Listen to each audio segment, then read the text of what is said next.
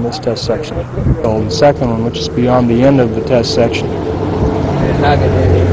It may be difficult to see with the shadows. I'm going to go ahead and make it a complete shadow by blocking out the sun myself. Zoom in.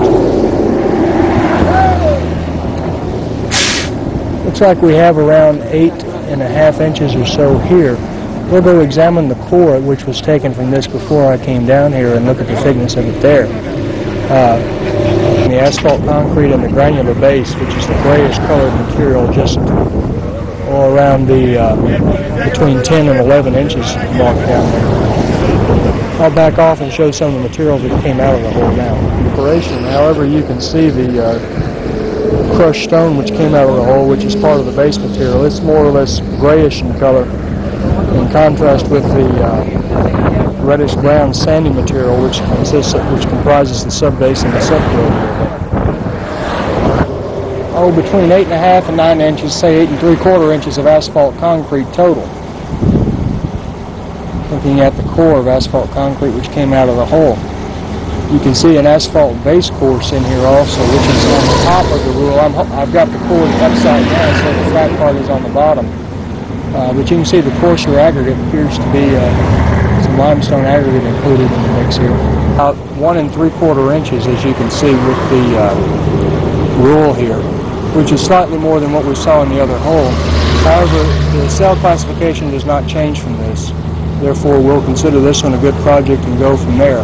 I've yet to complete the distress survey. That's the next item of business on this hole, and to take some panoramic shots.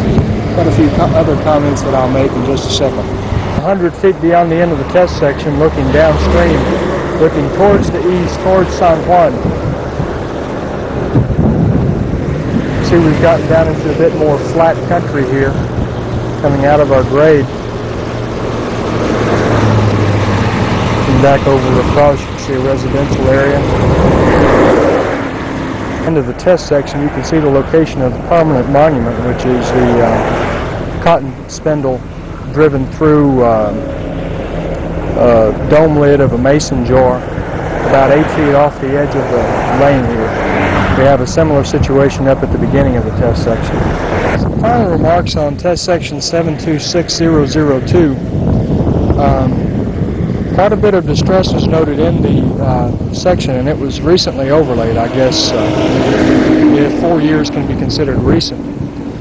Much of this is coming up from the original pavement according to the old plans, in which there was considerable amount of rehabilitation done.